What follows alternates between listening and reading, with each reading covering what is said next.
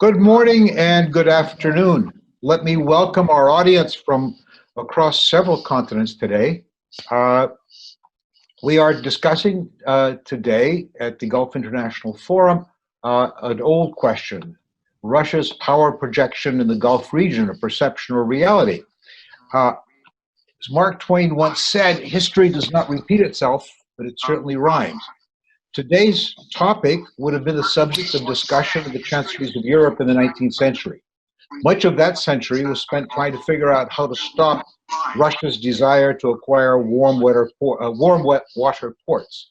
The so-called Great Game that led to repeated Russian and British fiascos in Afghanistan, conflicts in Iran, and a bitter British defense of the Ottoman Empire against Russia while Britain hacked away at Ottoman power in the Levant. Yes, today the stakes and players are much different. As global warming continues, Russia's warm water ports will probably be in Siberia and not in the Indian Ocean. Granted, Great Britain's great power successor, the United States, will still threaten the choke points out of the Arctic Ocean, even if the ice disappears, and it becomes open year-round. Access to the sea through Iran still offers many attractions to Russia. Unlike the 19th century, we now also have an East Asian player in the game with interests in the Indian Ocean and the Gulf. China has embarked on an ambitious program, the Belt and Road Initiative, to build a complex of ports, railroads, and other transportation infrastructure that will make China the exporting hub for the entire Eurasian continent. It will also be the first time in history that a great power will have expanded its influence without putting military force at the center of its efforts. Russia and Chinese interests here may intersect. The road in Belt and Road runs through Russia. The two countries have certain elements of a symbiotic relationship already, especially when it comes to energy. China now gets a good chunk of its oil and gas directly through Russia. On the other hand, both Russia and China today have problems with the United States, precisely when a war-weary American people have lost any interest in playing policeman in the Persian Gulf. Convincing the American public that we need to play a role in the region has been made much more difficult by the public's perception that American oil and gas production has made the Gulf region unimportant. Explaining the interdependence of the global energy market is frankly much too difficult for politicians and the electorate to figure out. On the other hand, we're still seeking revenge on Iran for 1979, but that appears disconnected from other American interests. What benefit does Russia get from pushing in, from taking America's place? Some cynics argue that stability in the Gulf is not in Russia's interest. A major disruption in the flow of oil and gas from the region would in fact benefit Russia, whose economy depends heavily on energy exports at a time of declining prices. But you know, it's still hard to get the echoes of the old 19th century vocabulary out of my head. For that reason, I'm delighted to welcome our panelists who will speak to us today from the same two countries that started the Great Game 150 years ago. First speaker will be Mr. Samuel Romani from Oxford University and a non-resident fellow here at the Forum. Samuel will talk to us about how the GCC states view Russia's increasing power in the Middle East and the Gulf region in particular. How do the GCC states look at Russia from their point of view? How do the Arab Gulf states view Russia's warm relations with Iran? I won't go on. This is Samuel's 8 to 10 minutes. So Samuel, thank you very much, please. Thank you very much for Ambassador Theros for your kind introduction and also for your preliminary comments and for convening this webinar. So as Ambassador Theros discussed, I'm looking at how the GCC countries view Russia's evolving role in the Arabian Peninsula and the broader Gulf region. And also, I'm going to take a look at how Moscow has managed to transcend the multitude of rivalries that have polarized the Gulf and established lines of communication with every GCC country, as well as Iran. And this is quite interesting because over the past year, we've seen both the ebbs and the flows of the Russia-Gulf relationship. The high point was undoubtedly Vladimir Putin's October 2019 visits to Saudi Arabia and the UAE, as well as Russia's coordination with both of those countries in Libya. The low point was the oil price war that we saw unfold this winter and early spring. So why is the Gulf turning towards Russia? Well, I think that there are two hypotheses that seem to dominate in the media and think tank discourse, which take you part of the way, but are as a whole and exclusively unconvincing. The first is a relatively US-centric narrative. The Gulf countries are turning towards Russia effectively as a hedge against uncertainties about continued US leadership in the Persian Gulf, the growth of partisanship that surrounded the US-Saudi relationship in particular, as well as the US-UAE relationship under Obama and under Trump, and also because they're effectively playing the Russia card. So they're leaning towards Russia in the hopes that that will scare the US into selling them weapons like F-35s or THAAD missile defense systems or other weaponry that they might want to recruit. The second narrative is largely instrumental. It's effectively about arms and oil. They want the S-400, they want the Pansirs, though now that hasn't really worked out too well in Libya, and they also want a broader understanding of global energy crisis and a stabilization of the global energy markets. They're wary of Russia's relationship with Iran and policy in Syria, but they're willing to put those differences aside for instrumental and material benefits. I don't think that those narratives are entirely false, but they leave some significant unanswered questions. First of all, Russia-Gulf relations have evolved along a trajectory of ebbs and flows that's largely been independent of their relationships with the United States. For example, during the late Bush and early Obama era, when the US was moving towards multilateral sanctions with Iran, the Russians and the UAE drew closer together. The Russia-Saudi relationship had a rapprochement similar to 2017 in 2003 and 2004. This is a longer-standing relationship. Moreover, the Gulf countries have very slim prospects of purchasing arms from Russia because of sanctions, and trade volumes are strikingly low relative to Turkey or even Egypt. It appears as if this is a politics and diplomacy-driven partnership from the Gulf point of view, rather than an economic one. Economics seems to be trailing after. So I think that we should look at a few different other factors when exploring this, because we also want to avoid falsely homogenizing the region and putting a Saudi-UAE consensus around Oman, Kuwait, Qatar, and some of the other countries in the region. We should look at Russia's intrinsic appeal to the Gulf countries, and we should focus on outreach mechanisms instead of pure notions of balancing.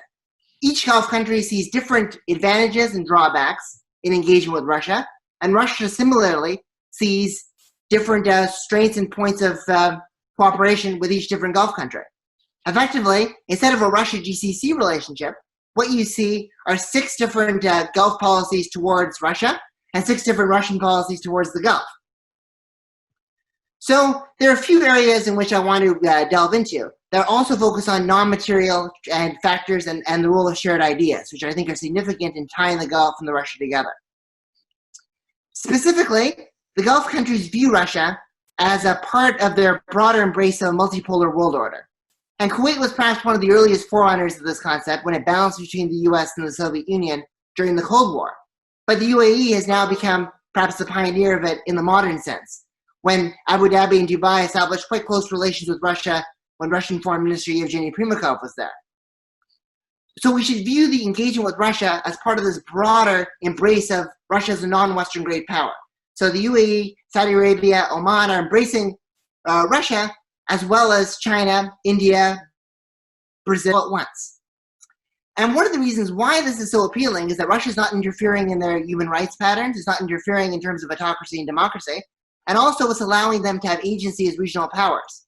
The US security umbrella offers protection, but doesn't necessarily give them that kind of independence and that freedom of action, or that feeling of being an order builder with Russia at a regional level that they have with their relationship with Russia. And we're seeing that order building role in the multipolar system in the spheres of economic governance and collective security governance. So in terms of economic governance, we're seeing them manage global oil supplies, OPEC plus between Russia and the Saudis. They obviously violate their own cuts, they outproduce each other, but they're trying to influence the conduct of smaller oil producing states. Kuwait sometimes is broken from that consensus, particularly in 2017 when they called for more oil production in conflict zones, but that's an area of cooperation. Moreover, as a collective security vision, Russia has got some areas of obvious disagreement with the Gulf states, but also some appealing areas. The Gulf countries view the OSCE for a Persian Gulf as something of an illusory idea. The presence of no foreign forces is not realistic, and end to regional conflicts in an abrupt fashion, like Yemen and Qatar, has not really been in their interest in many cases. But other ideas have resonated. The need to de-escalate the temperature in the Persian Gulf and avoid a war with Iran has bringing back some of the same impulses of restraint that caused all the Gulf countries except Kuwait to oppose the 2003 Iraq War. Similarly, a degree of inclusivity in the regional order, which is symbolized by Syria's return to the Arab League, is now gaining traction amongst the Emirates and Bahrain at the very least. Saudi Arabia is still proving to be a difficult player for Russia to move with regards to collective security governance, but even it is viewing Russia's willingness to contain Turkey in the Eastern Mediterranean as something positive. The Russia-Iran relationship, I would argue, has strengthened over the past 5 years, but paradoxically, it's actually become less of a threat from the perspective of the Gulf countries, which is quite interesting. So why am I saying this? Initially, I think the Gulf countries were a bit misled or a bit misguided on how the Russia-Iran partnership would function. They believed that there was a kind of a binary choice between the Saudis and the Iranians. The Saudis could effectively buy the Russians' loyalty and buy them off. And there was a profound sense of betrayal when the Russians aligned with Iran in Syria after consulting so closely with Riyadh in 2015 on the crisis. But even in the early months of the Syrian intervention, we started noticing a change in tack. The UAE was pragmatically welcoming the Russian intervention in the hopes that it would displace Iranian interference in southern Syria. Looking forward, what we're starting to see is a rhetorical focus on rivalries between Iran and Russia, particularly in areas like Tartus, southern Syria. Some of the recent leaks of a discontent with Assad have brought those to the fore. But there's also a feeling that the Russia-Iran relationship is moving on a largely independent track from the Gulf's interests. Iraq's engagement with Russia, for example, might actually benefit and detach Baghdad from Tehran. Similarly, the Russians have tried to restrain the conduct of the Houthis on their attacks on oil pipelines without blaming Iran for them, while defending Iran at the UN. So while the Gulf countries may not see the Russia-Iran relationship as something positive, or Russia as a restraining or moderating force, they don't necessarily view that relationship as an imminent threat. Shared ideas are also playing a role. Non-interference in internal affairs and human rights, as I mentioned, particularly with Russia's defense of Saudi Crown Prince Mohammed bin Salman over Khashoggi. The defense of an ally in crisis like Assad resonated at a popular level too. The Arab Spring, authoritarian stability, common visions, and opposition to liberal diffusion is another thing that the Gulf countries, particularly the Saudis and the Emirates, view as favorable. Russia's pragmatic perspective of political Islam is also useful too, particularly the Emirates, who have admired Russia's Muslim Brotherhood terrorist designation. So very briefly now, where are Russia-Gulf relations headed and how are the Gulf going to view Russia? It's important that we shouldn't view the ebbs and the flows or the crises of confidence in Russia-Gulf relations, like the oil price war, as an absolute moment of crisis. It's important to put this into historical perspective. Even during the darkest days of the Soviet war in Afghanistan, when the Saudis were arming the Mujahideen, the Soviets were engaging with Oman and UAE, and those countries were getting closer to Gorbachev. Similarly, the Saudis found common grounds with Russia on Iraq and Kosovo, even when the Chechen war was raging. On Syria, they were cooperating on energy. We should look at tactical cooperation, and we should also see this as going forward. I mean, economic ties will likely grow belatedly, but it'll be a diplomatic and security partnership that will last for years to come. Thank you very much again for the invitation. Thank you, Samuel. Thank you very much. Our second speaker today is Nicole Grajewski, also from Oxford, though temporarily on the west coast of the United States, who will speak in somewhat greater detail, we would hope, on the view, how does Moscow view its relations with Tehran from all sectors, economic, political, and defense. Where do Russian and Iranian interests clash in the region, or where are they symbiotic? And how does Russia balance its relationship between Tehran, Riyadh, Tel Aviv, Ankara, and so forth? Russia has to have its own interests, and we would, in cooperating with Iran, and we would like to know a little bit more about that. Nicole. Thank you so much for your introduction, Ambassador Theros. So I'll be speaking about the nature of Russia-Iran relations in the Persian Gulf. I'll begin by providing an overview of some of the economic and political and defense factors. Then I'll proceed to bring out these convergences and divergences and how they manifest in the Middle East. And then finally, I'll kind of conclude with how this fits into the international context and the role of the United States with this as well. So over the past few years, there has been a clear improvement in Russia-Iran relations. Both countries have come a very long way in overcoming differences and learning how to mitigate these differences and turn them into actually constructive discussions about regional issues and also bilateral cooperation at the ministerial level. I think that Foreign Minister Javad Zarif's recent visit to Moscow 2 weeks ago was rather emblematic of this improvement in relations. A major takeaway from Zarif's visit was actually the intention to upgrade and revise the 2001 treaty on the bilateral relationship between Russia and Iran. So as much as this relationship has been shaped by their so-called strategic loneliness, I think it also reflects some overarching common interests in various regional domains from the Middle East to Central Asia, as well as broader international goals.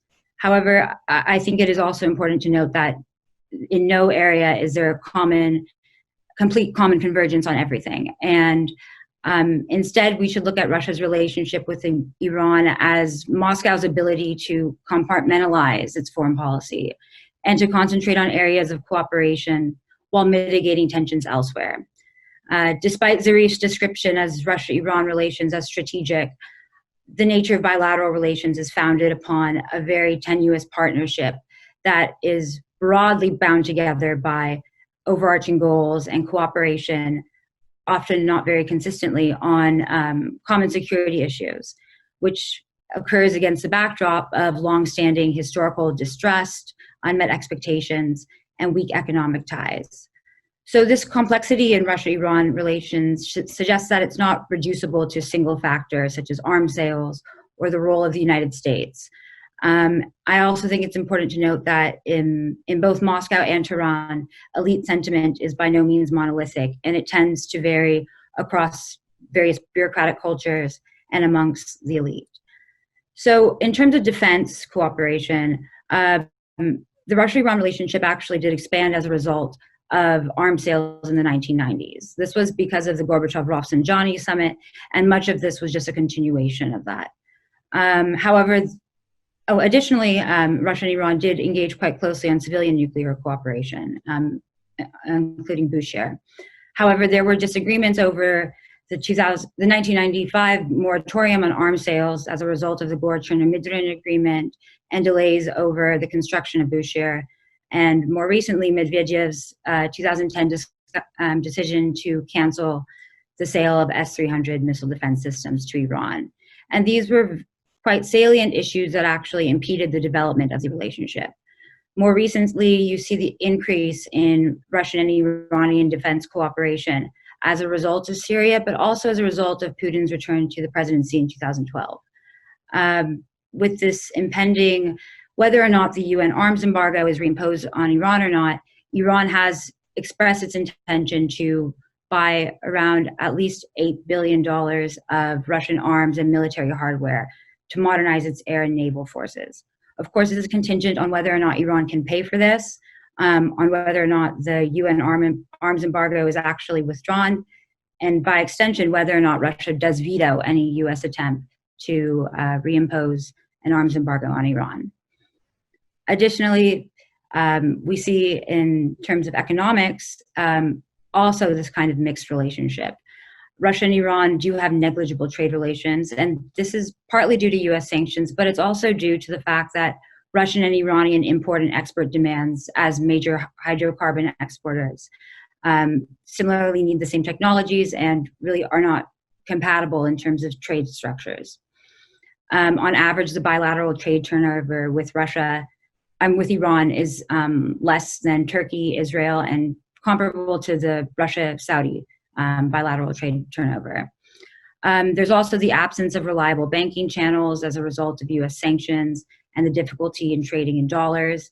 Russia and Iran have made modest efforts at de-dollarization, including the linking of the Russian financial messaging services with Iran's SEPAM, though this is not really manifested in any kind of durable policy or durable results. When we look at regional domains, obviously Syria has been one of the most important areas where Russia and Iran have really been engaging in the Middle East. I think it's quite evident that in Syria, Russia and Iran have broadened their scope of diplomatic and military exchanges. However, there are differences, and this has materialized over Syrian military reform, the future political structure of Syria, and competition for economic influence in the country. Russia has remained circumspect over the influence of Iranian-backed militias and non-state actors in post-war Syria. And closely connected to this is the role of pro-Iranian militias and forces in southern Syria on the border with Israel. And this brings out a lot of issues in Russia's efforts to balance its relations with Iran's adversaries. Iran has been very critical of Russian condemnations of US airstrikes in Syria, and its muted criticism of Israeli airstrikes on military facilities with IRGC and Hezbollah forces in the south. Iranian skepticism and perhaps frustration towards Russia was also evident in Alexander Levantiev's comment in the summer of 2018 about the removal of foreign forces from Syria, including the United States and Turkey, but also Iran and Hezbollah. So in many ways, this is emblematic of the difficulties in Moscow's efforts to restrain Israeli and Iranian tensions, which has actually, in reality, provoked displeasure on both sides. And so Moscow's so-called balancing act in the Middle East has not been as cohesive as some people would like to suggest. At the same time, it is contingent on maintaining beneficial relations with both Iran and its regional adversaries, including Israel, Saudi Arabia, the United Arab Emirates. And Iran has no illusions about Russian diplomatic efforts to maintain positive relations with a diversity of actors. And at times, especially with the Gulf countries, this isn't always at the detriment of Iran.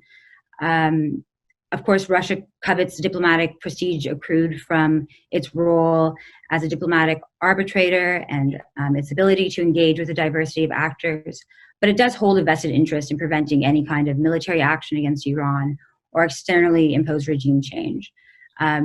Moreover, Russia does recognize that many of these countries that it does engage with are less beholden to Moscow's needs than perhaps Iran is, especially in the context of its current international isolation. At the same time, Russia does not seek to become entrenched in Iran's regional rivalries, and this partly explains the fluctuations between Russia's relations with Iran and Syria, as well as its outreach to Gulf monarchies. Sam mentioned Russia's Persian Gulf security concept and how it actually does not align with a lot of the Gulf states' view on the role of non-regional military forces. Well, with Iran actually, that's one of the main points of actually convergence with Russia and Iran, is that both security concepts, Hormuz peace endeavor, as well as Russia's collective security concept, have envisioned the Persian Gulf as a region where non-regional military forces have no role. Of course, Hormuz peace endeavor is far more intra-regional, whereas Russia has this ambitious proposal to include the US, Russia, China, Europe in an OSCE-like structure. And finally, the international context manifests quite prominently in Russia-Iran relations, and you do see this as well in the Middle East. For Iran, Russia is a crucial partner for its international policy due to Russia's role as a permanent member of the UN Security Council and as a guarantor of the JCPOA. However, Russia's relationship with the United States has been an important, though often overstated, factor in the Russia-Iran relationship. This was very important during the reset, especially regarding the S-300 and Russian approval of the 2010 sanctions on Iran. However, more recently, this concept of multipolarity, whether you believe if the truth in it, there is a kind of bonding around that with both Russia and Iran, just like we see with many of the Gulf states, an emphasis on sovereignty and non-intervention, a disregard for human rights, but also a role of non-Western powers in shaping the international system. And that's been very crucial in Russian and Iranian, I would say, discursive bonding. However, I do think that Russia does not seek to become a pariah state or does not seek to maintain the status of the deviant state akin to what we see with Iran in the current context. of course, the imposition of U.S. sanctions on Iran and also the downturn in U.S.-Russia relations have, I guess, perhaps pushed both Russia and Iran together more closely. You see greater willingness within Russia to actually contest U.S. policy towards Iran, whereas before it was primarily rhetorical. But more recently, Russia has vetoed anti-Iranian resolutions in the UN Security Council, the last of which, last veto Russia has wielded against Iran was during the Soviet Union in 1980. So there is an evolution in this relationship, and it is becoming more robust. At the same time, it is erroneous to assume that it's a strategic partnership. It's also erroneous to assume that it could be reduced to a single regional theater or a single factor. Well, in the coming years and months, we'll see how much this actually materializes with the new revision of the bilateral treaty between Russia and Iran. So thank you very much. Nicole, thank you so much. Now we have seen the view of Moscow from the Gulf. The third speaker, Alexia Khlebnikov, currently on the Russian International Affairs Council, speaks to us from the other side, both figuratively and literally. How does Moscow see its interest in the Gulf region? Does it need to balance Iran and GCC? Both previous speakers have said that the Russians tend to see the region as a series of countries with whom they will have a series of bilateral relations. And China, where does China fit in the Russian calculations? Alexey, please. Well, thank you, Ambassador Theros, for an introduction and the Gulf Forum, Institute Forum, for invitation to speak. It's hard to continue after these two brilliant short addresses by Samuel and Nicole, which covered pretty much important milestone pillars of this Russia GCC policy. So I'll try to be as short as I can in order to leave more room for Q&A session. So basically, briefly, how Russia views or how Russia builds its policy towards the region. So I think the key, and I think Nicole already mentioned this key word, is compartmentalization, which is very important in practically not only in Russia's approach to the Gulf states in building the relations, but also towards any international actor, any state. Well, regardless of existing disagreements and differences while developing bilateral relations, Russia tries to focus on more of a constructive and mutually beneficial agenda, including economics, trade, finance, etc. Adherence to this principle, in addition to being equidistant, if you will, from all actors in the region, allows Russia to simultaneously develop relations with all regional countries without harming severely or sacrificing one relations over the other. So this is to say that Russia doesn't pick sides in developing these bilateral relations with any other country, regardless of existing rivalry and enmity between regional countries. One of the most challenging, or one of the most frequent questions about Russia's GCC policy is how Russia manages to sit on several chairs, developing relations with both Iran and Saudi Arabia on one hand, and on the other also keeping working ties with Qatar and Saudi Arabia as well. Again, this is about compartmentalization and pragmatism, which Russia, these two, I would say, elephants, pillars on which contemporary Russian foreign policy is based on. As for Iran, despite having quite a rocky history of relations, which lasts for centuries with Iran, and having a lot of disagreements on regional issues with Iran. Russia, Moscow and Tehran today share a common strategic view, which is built, which is based on the desire and the vision to build and develop polycentric world system, as opposed to the Western-dominated, US-dominated unipolar world. However, it doesn't necessarily make the two strategic allies. Rather, Russia-Iranian relations resemble a marriage of convenience. In fact, the two don't have substantial foundation to develop strategic alliance. As it was already mentioned, economic cooperation and trade between the two remain marginal, roughly about 1.6 billion annually over the last 4 years. Per se, today's Russian economy, its financial and technological capabilities and potential can offer way less than European or American, which is to say that hold all the sanctions and enmity between West and Iran.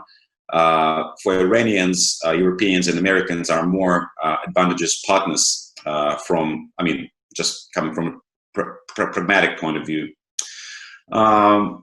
But for objective reasons, the two countries, Russia and Iran, cooperate in Syria as they need each other there, and also to try to confront, not even confront, but more or less to try to counterbalance US influence in the region. But it's fair to say that these bilateral relations have quite a lot of limitations, which cannot allow to grow these relations over what they've already reached, or to imagine that developing, in something bigger. As for the Gulf, on the other hand, I would say it's practically the same situation as with Iran, but a little bit mirroring. Also, Russia has quite rocky relations, history of relations with the Gulf states, coming through the Soviet period of basically being rivals, as GCC was under the US umbrella. And then through rocky 90s, when the Gulf countries supported the separatism in Russia in 90s in Chechnya, and before that in 80s, the major problem was caused in Soviet intervention in Afghanistan. But it won't be fair to look at the current relations of Russia with the GCC states as something which is just thanks to Russia, or its comeback. Russia's evolving into like new power in the region. In many ways, or even majorly, that happened due to the factors which majorly connected not with Russian behavior, but with the regional situation and with the US behavior. So briefly, it's the Arab uprising, which happened in the region and made regional monarchies, states, Gulf state monarchies, to be more worried about those processes. Then 2015 JCPOA deal between, which US and Obama administration pushed for. And that bonded this mistrust towards US as a partner and towards its commitment to their security. Then drop in oil prices, Russia's military deployment in Syria, and Western sanctions on Russia. All these factors together, they created quite a fruitful environment for developing these bilateral relations. But again, Russian relations with the GCC states are also limited. So they have this limitation, and they also cannot go beyond certain limits, the same as with Iran. Just briefly wrap it up, answering one of the also frequent question when in the expert environment, whether Moscow is trying to replace Washington as a security guarantor provider for the GCC states, for the region. Of course not. Moscow doesn't seek to play this role. It has neither capacity nor desire to take on the US role in the region. I won't go into the reasons for that. Probably you can answer that during the Q&A. But in general, the Russian approach towards GCC is rather instrumental and is a fragment of its overall policy in the region of the Middle East and North Africa, and in general of its general foreign policy, rather than a particular favorable direction of its policy. Thank you for attention, and we're ready to answer questions. Thank you so much, all of you. That has been a fascinating tour d'horizon, as we used to say in the diplomatic service. And thinking back to my time in the diplomatic service, most of which was spent during the Cold War, we've ignored the elephant in the room, the United States. In my time as a diplomat, the only way we would have looked at the Middle East, at the region, and at the Soviet Union in those days was in the through the prism of the Cold War, through the prism of the rivalry between the United States and the Soviet Union. Today, as I said, it's been a fascinating presentation by all our panelists, but how does America see Russia? I mean, clearly there seems to be a hiatus in the formulation of a rational American foreign policy at the moment. But both for this administration and overall for what passes as a foreign policy establishment in the United States, I'd like your opinion on how America sees Russia's potential entry into the region, and what are the ways America might react either with this administration or the future.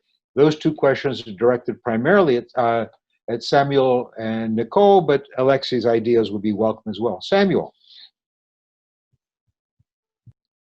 Yeah, so I think that that's a great question. I think that the United States has really been caught off guard by the extent to which the Russia-Gulf relations improved. And it seems as if they're kind of following developments rather than preceding them.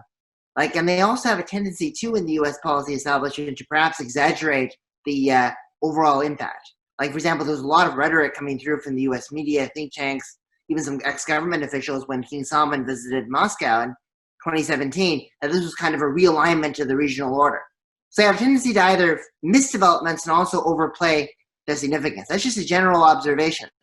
With regards to how they tend to view it, I think they tend to view it as through a number of points of view. First of all, as I mentioned earlier in my speech, as a sign that showing uncertainty and showing erratic policies towards allies and partners, treaty allies, and also the Kurds in Syria and some other partners, make the Gulf countries a bit nervous and a bit wary, so they're working towards other countries.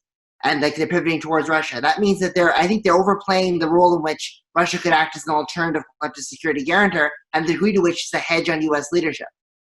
Secondly, I think they tend to overplay the potential economic expansion of the relationship and kind of mischaracterize the role of non-material factors, the role of promoting authoritarian stability, these arguments about countering Islamism, collective security, some of the non-material aspects of it that are equally significant. So that's why the predictive power, I think, is diminished in some ways too. So how will the U.S. respond to this? I think that, first, I think a litmus test could actually be in Libya, where the U.S. has stayed remarkably aloof. It's recognizes the GNA.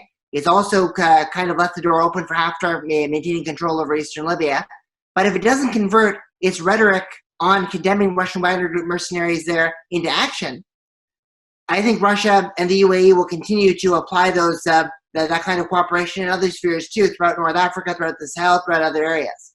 So it seems as if we got to take an eye on Libya to see how they're going to proceed forward. And as of now, I'm not too confident in the America's ability to counter this challenge. Nicole. Well, I think a lot of U.S. policy still views Russia through the prism of the Cold War and this rhetoric of power projection. I mean, Russia's not the country that the Soviet Union was, and it doesn't have the global ambitions, and these regional theaters are not as important for Russia as we may assume.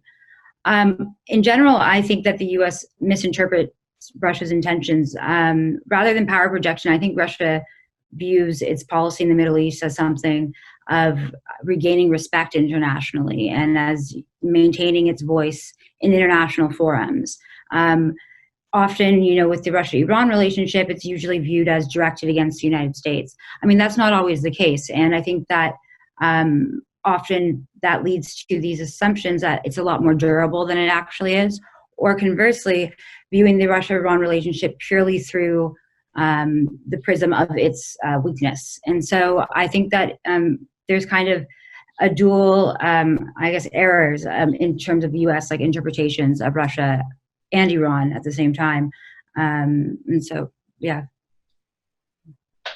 Alexey, let me ask the same question of you, but with slightly different tangent. Russia clearly thinks through most of its policies, though there have been moments of irrationality as well. How does Russia evaluate the American position in the Gulf, and as in the context of its own consideration for expanding its presence in the Gulf? Well, in the first place, Moscow clearly understands that the U.S. is to stay in the region, and always talks about the gradual decline of U.S. influence, power in the region, and then that Russia can feel it. It has nothing. It is not. It doesn't reflect the reality on the ground, and Russia built its policy mainly in the region based on the American mistakes or miscalculations. So I would reformulate the question, and we should ask the question not how America sees Russia's policy in the region, but what is American policy in the region? Does America have its policy in the region? Because basically the majority of, if not everything, what Russia gained over the last decade in the region, largely thanks to the U.S. policy in the region. And this is not to say that by that Russia is stealing or biting, you know, the cake share of the region and getting it under its control or security guarantees. No, it's just purely based on pragmatism, commercialization of the relations with the states, and pragmatism mostly comes down to the trade in terms of energy, military, agriculture. And as I had mentioned, there are a lot of limitations and objective limitations on Russia's ability to grow its role in the region further than it has already developed, and tightly connected with the American ability to conduct its policy. If U.S. continues to run its policy in the manner which it has been doing for the last 2 decades, then Russia will keep exploiting it. If the U.S. gets back to the more pragmatic and visible strategic policy in the region, that would leave apparently less room for maneuver for Moscow. Yeah, again, thanks for that, for rephrasing the question. Let me rephrase it in another way. The U.S. talks about withdrawing from the region. A lot of my friends still in the administration see the president determined to get out. If we do get out, if we leave chaos behind us getting out, if we start seeing local wars break out, local violence, and the United States is reluctant to re-engage, how do we see Russia reacting to all that? Anybody? Well, in the first place, how we define U.S. determination to withdraw from the region. To withdraw all of these troops? No. Look for the budget which America spends on this overseas operation, which is majorly focused on the Middle East. It's growing over the last decade. It's not decreasing. So it's not talks. I mean, it's this talks about the U.S. withdrawal from the region is, I mean, it's just a rhetoric. Withdrawal from Iraq and Syria militarily, I don't think that will contribute to the military resurgence in the area. If you ask if it's realistic that the United States withdraws from the Gulf, no. I mean, having military bases, the regional command based in Qatar, I mean, that's unrealistic to expect that. And America understands that. America sees that, or Russia sees that America won't withdraw. And Russia takes its own steps, keeping in mind this fact. Yeah, if I can chime in with a short point, I agree absolutely with what Alexey said. I think that the Syrian experience most recently, too, when the U.S. announced a withdrawal and then stayed and protected the Kurds and backtracked on the Kurds and then kept the oil, I mean, that's really resonated in Russia as a sign that it's all about rhetoric. But what I think in the hypothetical scenario in which there was a dramatic and drastic drawdown of U.S. military presence from the Persian Gulf, I think what we could see is a return to historic efforts to maintain something of a strategic balance. And that's something that we think we can see both Russia and China try to do, where in which China, for example, aligned with both Iraq and Iran during the Iran-Iraq War. The Soviets were nominally pro-Iraqi, but also cognizant of Iran's rising influence in the region. So we could start to see a continuation of this kind of multi-vector power. They're not going to try to, they're going to act, the Russians are going to be more assertive in trying to prevent Iran from capitalizing on a U.S. withdrawal and being more aggressive and more assertive by maybe making those kinds of arms deals, investment deals with the Gulf countries that they've been hedging on. So I think that they will try to maintain something of an equilibrium, but that's a long shot option that would require a major U.S. withdrawal even for that to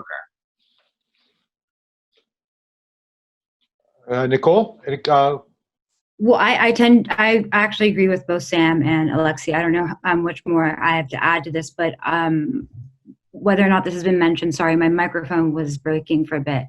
But I don't think Russia's prepared to become the regional security guarantor, nor do they want China to assert its undisputed hegemonic role in the region either. I think in some ways, if you're thinking about the future of Russian foreign policy in 20 years from now, perhaps a U.S. presence might be a beneficial thing for Russia in the Middle East.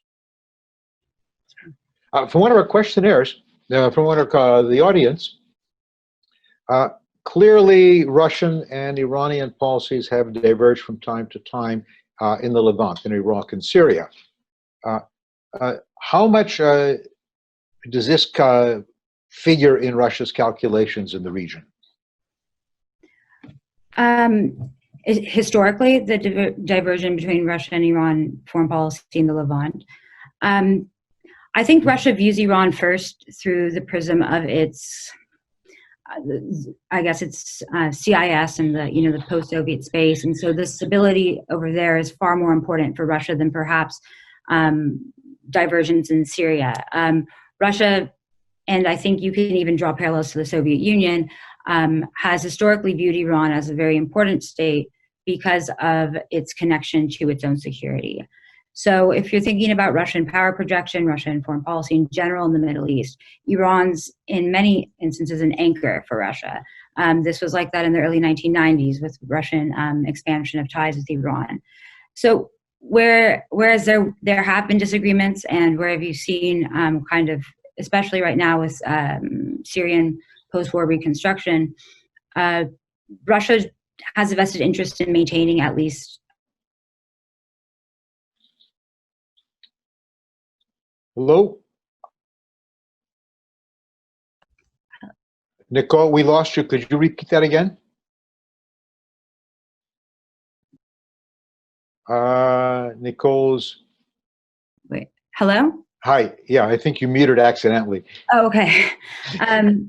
Well, Russia just has a vested interest in maintaining a partnership with Iran in the Middle East and kind of engaging on this dialogue despite outstanding disagreements.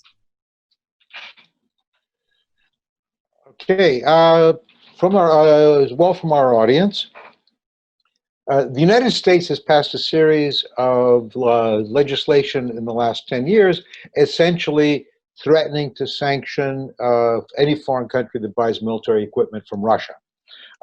So far, that law has been observed more in the breach than in the application. Turkey, for example, Turkey's purchase of the S-400 has led to Turkey's expulsion from the F-35 program, at least nominally, but no other sanctions. If there is a wide-scale turning towards Russian defense systems purchased directly from Russia, do we see the U.S. government being prepared to apply sanctions rigorously against countries that would be otherwise its allies? I mean, personally, I think that they're not going to, but I'd like your opinions as well. If I could just start off, I think that, well, I mean, first of all, it's important to note that Russia's got quite a long history of trying to sell arms equipment to the Gulf region. I mean, like even in the 1990s, UAE was the fourth largest destination of Russian arms in 1998, 1999. Many of the missile defense systems that we see being used today were there. So there is an interest in Russian military technology that's coming from the Gulf, but the U.S. has never made an issue of it as being a significant way. I think that, well, more so than the Turkish example, the example of Egypt is illuminating with the purchase of Su-35s and fighter jets most recently. No real pushback from the United States. The U.S. has clearly shown its willingness to use a carrot and stick approach with Egypt on human rights, on their dealings with North Korea, but when it came to Russia, they hedged. I see something similar happening with the Gulf countries. The Russians, for example, and the Saudis in 2017 agreed to a sale of S-400s, and then a few days later, they used that as a bargaining chip to get the THAAD into their hands. So that also came with a sense of impunity. The only way in which I could see the Americans punishing Gulf countries for working with Russia is if they actually cooperate on weapons development, which is what like Turkey has been talking about. Where we're seeing some cooperation with UAE and Russia in the aerospace sphere, like the expedition to Mars, medical sphere, vaccine development. If that extends to the indigenous weapons development, particularly with Edge and with some of the indigenous weapons developments that we're seeing in the Emirates, then the U.S. could put pressure under a Democrat administration. But I think that's far-fetched and that's unlikely to happen in the next 5 years. There is another elephant in the room that we haven't talked about very much, and that is China. China has a rather complex relationship with Russia. On the one hand, China is developing a tighter relationship with Russia over the extension of the road part of the Belt and Road Initiative. But they differ in other ways, one being that China clearly has a crucial, a vital interest in making sure that stability in the Gulf prevails, whereas I think Russia's interests, Russia would probably prefer stability in the Gulf, but is less harmed by instability. Any comments? May I just jump in on the previous question about the potential increase of the purchase of Russian weapons? I mean, it's just a hypothetical question because in reality, you cannot expect countries which armies depend 70 or 80% on American or European-made weapons and then divert it or reorient on Russia. It's just simply unrealistic. And it's not like it was during the Cold War when Egypt changed its orientation from Soviet Union to United States. In current realities, you cannot expect that to happen in the Gulf or anywhere. And as it was mentioned, the main role that Russia plays, or how GCC countries see it as a convenient bargaining chip in dealings with the United States or Europeans when they discuss different armed deals or other problems, and using Russia just as a Russian card in display. So again, and these questions that don't help to understand the trends which are going in the region between how Russia sees the policy, how it conducts the policy, and all these speculations about, oh, if Turkey will reorient on buying Russian equipment. It won't happen. I mean, Egypt still has some share of the Soviet equipment, which is has to handle, but to maintain. But also, it has equally divided into between Russian military equipment and European military equipment and U.S. military equipment.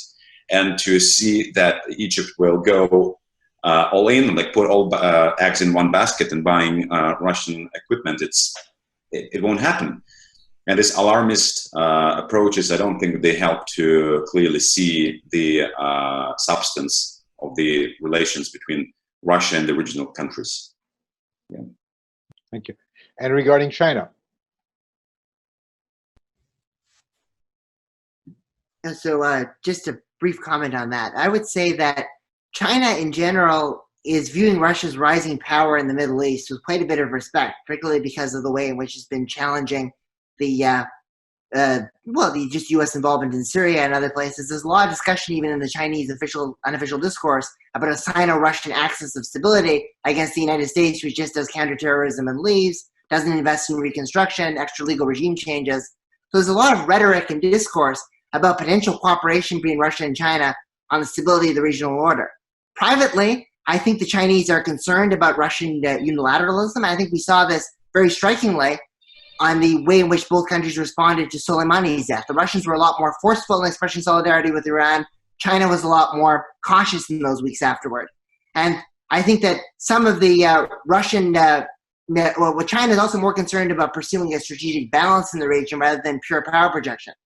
For example, it might welcome in Libya some of the Russia-UAE relationship to contain Turkey's expansionist ambitions in the Eastern Med, but also it doesn't want Haftar to take Tripoli. So it kind of wants a bit more of a check and a balance on those policies. So as China is more interested in economic reconstruction, development, and stability, that's where I think there could be a friction going forward. Yeah, I'd like to add to that with the case of Iran, especially with the recent Chinese-Iranian agreement.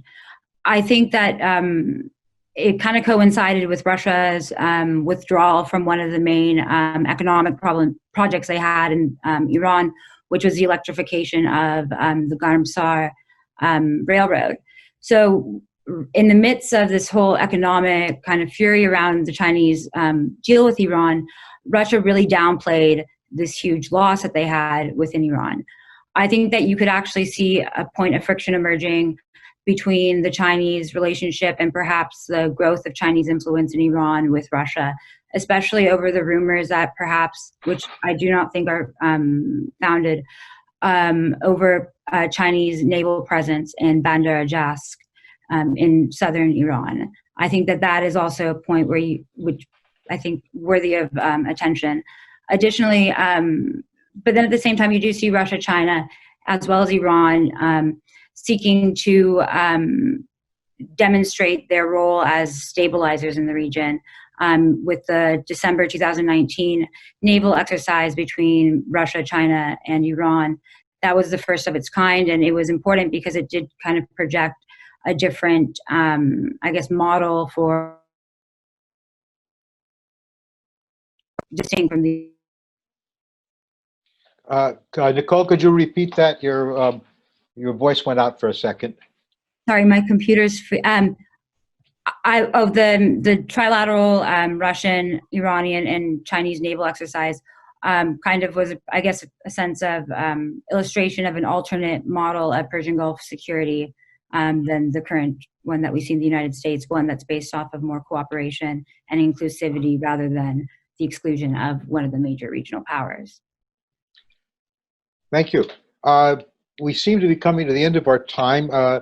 Let me just give you my own conclusions and wrap up of this conversation, is that the United States appears to be far more concerned, at least the punditry class in Washington and perhaps in the administration, far more concerned about Russia's expansion, if it is indeed an expansion, into the Persian Gulf area than you are, and that the Russian that the Russian ambitions seem to be far smaller than the way the United States has painted them. So anyway, that's my conclusion. If you could each take a couple of minutes, To wrap up, I think this has been very useful. I wish we had had another hour to talk about it, but that's the way things run around here.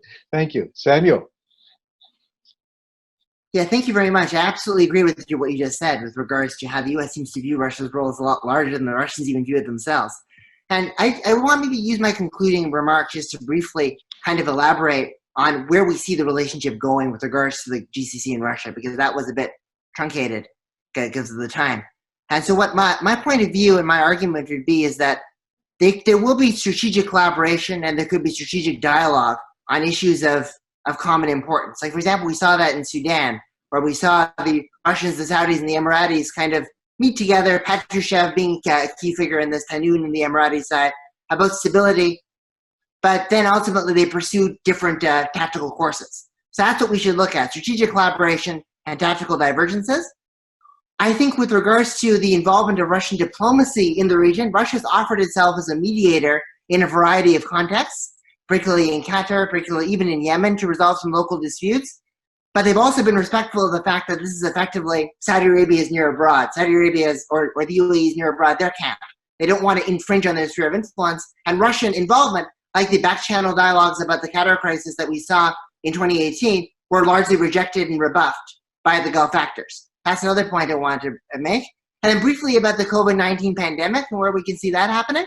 I think that Russia's alignment with Iran has actually strengthened, arguably to an even stronger degree, or equivalently strong degree, as China's involvement with Iran, because they vociferously defended Iran against the arms embargo, and they're also starting to explore different relations with the Gulf countries. The Russian Direct Investment Fund is establishing economic links. We're seeing now a resolution of the energy crisis, and we're seeing some movements forward on areas like aerospace, weapons, vaccine development. So overall, I think we could be moving towards a more complete and more well-rounded partnership with some of the Gulf countries moving ahead with the pandemic. Those are some of my thoughts on the future direction.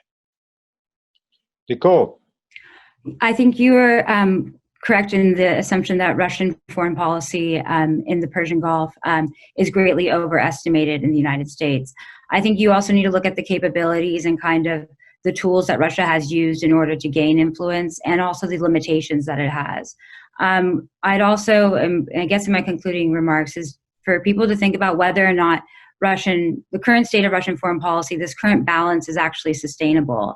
Because often you see when Russia seeks to balance various adversaries, it ends up actually damaging aspects of its bilateral relations with various states, with, for example, Israel and Iran, perhaps even with Iran and Saudi Arabia.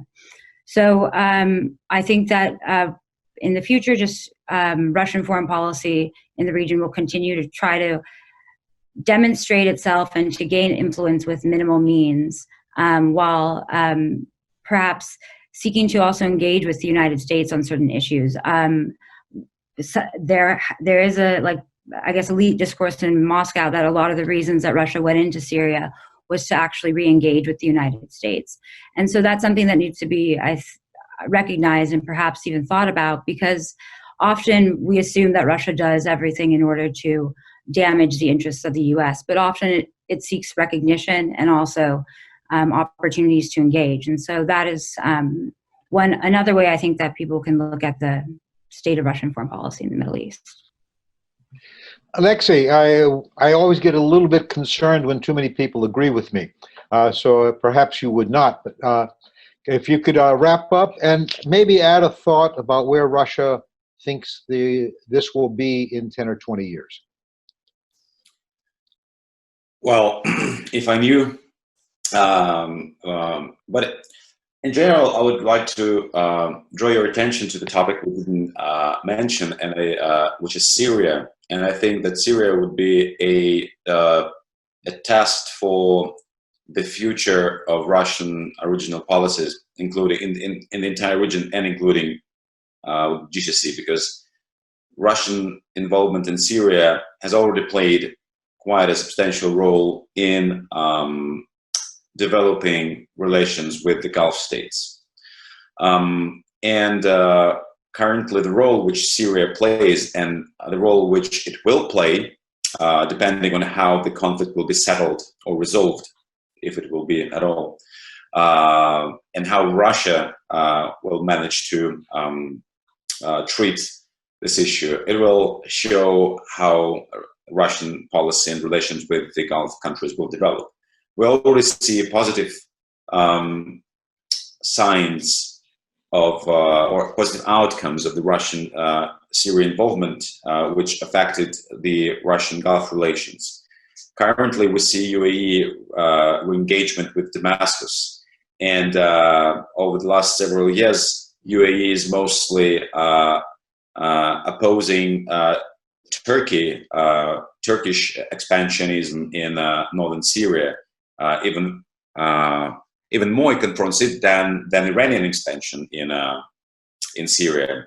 Saudi Arabia also becoming more cautious and more concerned about the Turkish rising Turkish influence in the area, and also sees Russia and UAE as convenient partners in terms of testing how to act there, how to reconcile, re-engage in the area. And I think that is going to be the crucial test for all regional and external players. The way how the Syrian crisis will be settled will affect firstly, the new security architecture in the region, the way how external powers will play, what role they will play in the security architecture, and what will be these ties between external powers and regional players. Alexey, thank you very much. That was all a fascinating hour and more for us. I would like to thank our audience that participated, and please stay tuned to this station. We will have a lot more very interesting panels and seminars and webinars coming up. Thank you all, and have a good day. Stay safe. Keep your masks on. That may be politically incorrect, but this is not a time to be careless. Thank you all very much. Thank you. Have a good day. Thank you.